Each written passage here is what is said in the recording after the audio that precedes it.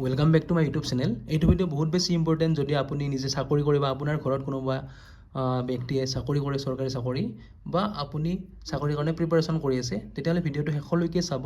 Salary কিমান বাঢ়িব? যদি আমাৰ বৰ্তমান দৰমহা 30,000, আমাৰ 8 পে কমিশ্যন হিচাপত নতুন দৰমহা 80,000 হ'ব নেকি 1 জানুৱাৰী 2026 পৰা? বহুতে কৈ আছে, আমি এই বিষয়ে আলোচনা কৰিম। আপুনি নিজেই গম পাব আপোনাৰ চেলাৰী কিমান বাঢ়িব।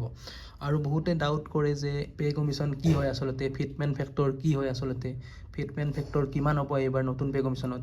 এই সকলোখিনি কথা আমি বুজিম ভিডিঅ'টোৰ শেষলৈকে আপুনি চাব। বেছি সময় নলওঁ। পে কমিশ্যন যিটো আহে প্ৰত্যেক 10 বছৰৰ মূৰে মূৰে, এই পে কমিশ্যনত কি কি বস্তু চেঞ্জ হয় আমাৰ দৰমহাত, এই সকলোখিনি ডাউট আমাৰ ক্লিয়াৰ হৈ যাব ভিডিঅ'টোৰ শেষলৈকে। এতিয়া প্ৰথম এটা এটাকৈ আমি আলোচনা কৰিম যে চবচে ডাঙৰ আমাৰ কনফিউজনটো বা চবচে ডাঙৰ আমাৰ ডাউটটো কি হয় পে কমিশ্যনৰ ওপৰত। যে প্ৰথম কথাটো হৈছে যে ফিটমেণ্ট ফেক্টৰ মাল্টিপ্লাই কাৰ লগত হয়। ফিটমেণ্ট ফেক্টৰ কি হয় আচলতে? ফিটমেণ্ট ফেক্টৰ চৰকাৰে এটা আপোনাক নাম্বাৰ দিব, ধৰা হ'ল 2, ঠিক আছে। ফিটমেণ্ট ফেক্টৰ 2 বুলি চৰকাৰে কৈ দিব, ঠিক আছে, বা 3 বুলি কৈ দিব, যিমান হয় সিমান কৈ দিব। সেই ফিটমেণ্ট ফেক্টৰটো কি হয়? এইটো ফিটমেণ্ট ফেক্টৰক আপুনি যিটো বৰ্তমান আপোনাৰ বেছিক পে চলি আছে, বৰ্তমান মানে আপোনাৰ যিহেতু 1 জানুৱাৰী 2026 পৰা নতুন পে কমিশ্যন লাগিব, ঠিক আছে, আপোনাৰ তাৰ একদিন আগতে 31 ডিচেম্বৰ 2025 সিদিনা আপোনাৰ বেছিক পে কিমান আছিল? ধৰা হ'ল সিদিনা আপোনাৰ বেছিক পে আছিল 25,000 টকা, ঠিক আছে। এতিয়া আমাৰ নতুন বেছিক পে যিটো 1 জানুৱাৰী 2026 বেছিক পে হ'ব। আমি বেছিক পে মানে কি জানো? বেছিক পে আমাৰ পে বেন আৰু যিটো আমাৰ গ্ৰেড পে, এই দুটা যোগ লাগি কিনে যিমান হয় সেইটো আমাৰ বেছিক পে। সেই বেছিক পে যদি আমাৰ 25,000 হয় আৰু চৰকাৰে যদি কয় আমাক যে ফিটমেণ্ট ফেক্টৰ এবাৰ 2 হ'ব, ঠিক আছে, বা 2 হৈছে, তেতিয়া আপোনাৰ নতুন বেছিক পে 1 জানুৱাৰী 2026 পৰা কিমান হ'ব? 25,000 পূৰণ 2, 50,000 হ'ব আপোনাৰ নতুন বেছিক পে।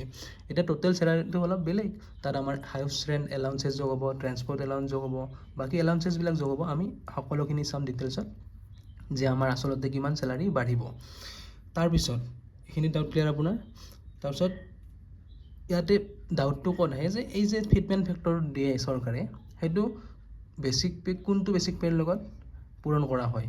এইটো পূৰণ কৰা হয় আপোনাৰ যিটো 31 ডিচেম্বৰ 2025 বেছিক পে, সেইটোৰ লগত পূৰণ কৰা হ'ব, ঠিক আছে। বহুতে ভাবে যে আমাৰ চাকৰিত জইন কৰোঁতে যিমান বেছিক পে আছিল তাৰ লগত মাল্টিপ্লাই হ'ব নেকি এই 2টো? তাৰ লগত মাল্টিপ্লাই নহয়।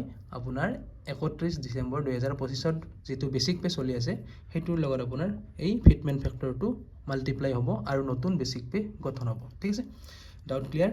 সেই নতুন বেছিক পেটো কেতিয়াৰ পৰা লাগু হ'ব? আপোনাৰ 1 জানুৱাৰী 2026, ঠিক আছে। এতিয়া পে কমিশ্যনৰ কাম বৰ্তমান চলি আছে, এপ্ৰুভ চৰকাৰে অলৰেডি কৰিছে, এতিয়া বৰ্তমান কাম চলি আছে। কি কি কাম চলি থাকে এইখিনিও আমি চাম এতিয়া অলপ পিছত, ঠিক আছে। এই কামখিনি হোৱাৰ পিছত আপোনাৰ যিদিনাৰ পৰা নতুন চেলাৰী আপোনাক দিব, সেইদিনা আপুনি এই গোটেইখিনি চেলাৰী পাব। যে 1 জানুৱাৰী 2026 পৰা যিদিনা আপোনাৰ চেলাৰী নতুন চেলাৰী আহিব, সেইদিনালৈকে যিমান জমা হৈ গ'ল আপোনাৰ বাঢ়া পইচাখিনি, সেইখিনি একেবাৰে আপোনাক এৰিয়াৰ হিচাপে দিব সিদিনা, ঠিক আছে। সেইখিনি আমাৰ ক্লিয়াৰ হৈ গ'ল। এতিয়া হোৱাট ইজ পে কমিশ্যন? হোৱাই এই পে কমিশ্যনটো কিয় আহে বা পে কমিশ্যন কি হয়? পে কমিশ্যনটো আমাৰ চৰকাৰে প্ৰত্যেক 10 বছৰৰ মূৰে মূৰে আনি আছে, ঠিক আছে। 2006 আছিল, তাৰপিছত 1996 আছিল, তাৰ আগতো আছিল, তাৰপিছত 2016 আহিল, তাৰপিছত 2026 এপ্ৰুভ হৈছে, মানে এইবাৰো আহিব। এতিয়া আমি গম পালোঁ যে 10 বছৰৰ মূৰে মূৰে পে কমিশ্যন চৰকাৰে আনে, ঠিক আছে। কিয় আনে? ইয়াত বহুতটা কাৰণ আছে। যেনেকৈ এই 10 বছৰ আগত মানে 2016ত যিখিনি বস্তুৰ দাম আছিল সেইখিনি বাঢ়ি এতিয়া বহুত বেছি হৈ গ'ল, ঠিক আছে। এই বস্তুখিনি লক্ষ্য কৰা হয় এই পে কমিশ্যনত, ঠিক আছে। তাৰপিছত আমাৰ কি কি আৰু চোৱা হয়? আমাৰ ইকনমিক গ্ৰ'থ, চৰকাৰৰ ভাৰত চৰকাৰ বা অসম চৰকাৰৰ ইকনমিক গ্ৰ'থ বা GDP আমাৰ কিমান বাঢ়িল। তাৰপিছত প্ৰাইভেট যিসকলে প্ৰাইভেট কোম্পানী বা প্ৰাইভেট ছেক্টৰত চাকৰি কৰে তেওঁলোকৰ দৰমহা কিমান বাঢ়িছে, ঠিক আছে, তেওঁলোকে কেনেকৈ বঢ়াইছে সেইবিলাকো চোৱা হ'ব, যাতে তেওঁলোকতকৈ আপোনাৰ কম নহয়, ঠিক আছে। সেই সকলোখিনি বস্তু চোৱা হ'ব আপোনাৰ কোৱালিফিকেশ্যন অনুযায়ী, যাতে তেওঁলোকৰ তুলনাত আপোনাৰ দৰমহা কম নহয়, ঠিক আছে। আৰু পে কমিশ্যনৰ অহাৰ কাৰণ এটা হৈছে যে ফেয়াৰ পে। নতুন পে কমিশ্যনৰ অনা এটা কাৰণ হৈছে ফেয়াৰ পে, যে আপুনি যিমান কোৱালিফিকেশ্যন হিচাপে যিমান কাম কৰিছে সেই হিচাপে সঁচাকৈ দৰমহা পাই আছে নে নাই। যদি পোৱা নাই সেইখিনি বস্তু চেঞ্জ হ'ব। আগৰ পে' কমিশ্যনত যদি কিবা ভুল ভ্ৰান্তি আছিল সেইখিনি চেঞ্জ হৈ কিনে নতুন এটা পে' স্কেল এটা আহি যাব, ঠিক আছে। এই সকলোখিনি বস্তু চোৱা হয়। আৰু নেক্সট কিন্তু এইটো আপুনি ক'ব লাগিব যে চৰকাৰৰ ওপৰত এইটো নিৰ্ভৰ কৰে যে পে' কমিশ্যনটো এপ্ৰুভ কৰে নে নকৰে। কিন্তু ইমান বছৰে আজি পে' কমিশ্যন এপ্ৰুভ কৰি আছে, কোনো চৰকাৰে আজিলৈকে মানা কৰা নাই।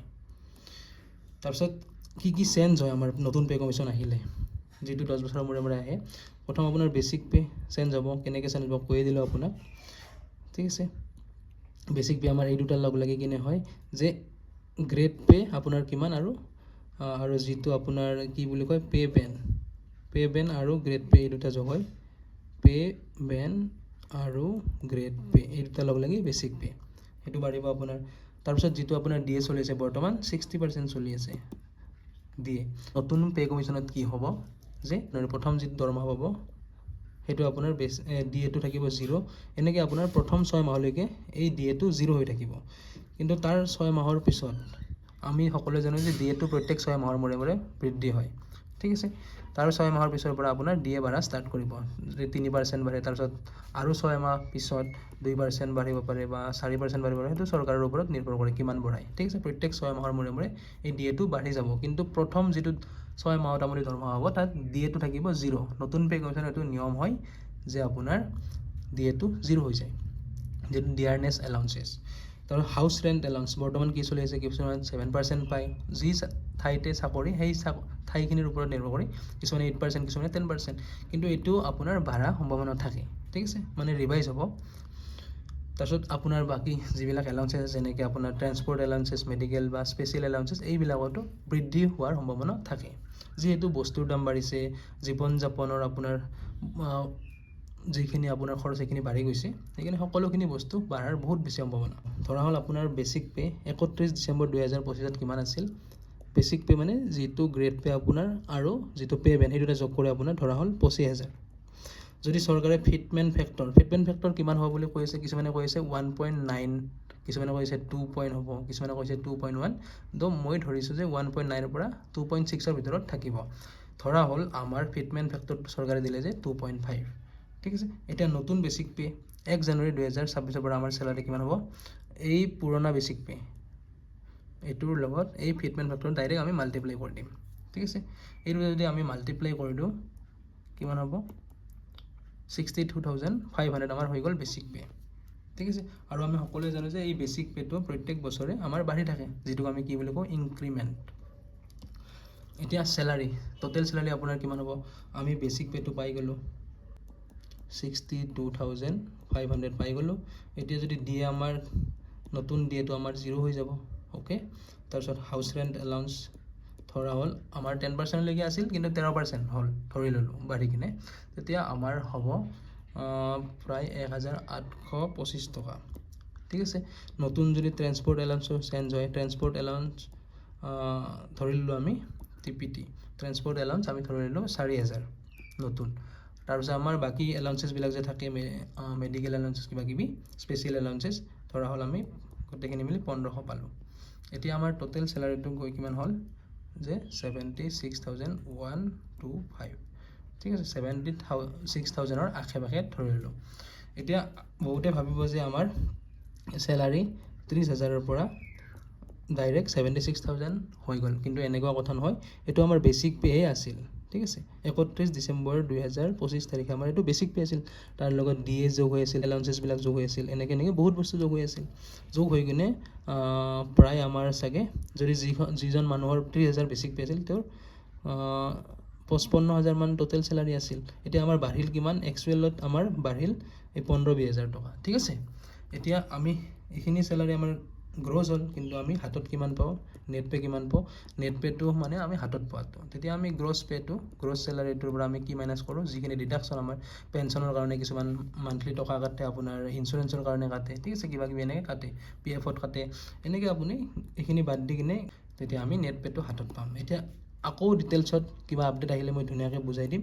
ভিডিঅ'টো কেনেকুৱা লাগিল জনাব, ছাবস্ক্ৰাইব কৰি ল'ব ডেইলি নতুন আপডেট পোৱাৰ কাৰণে অসমৰ চৰকাৰী চাকৰিৰ বিষয়ে। Thank U.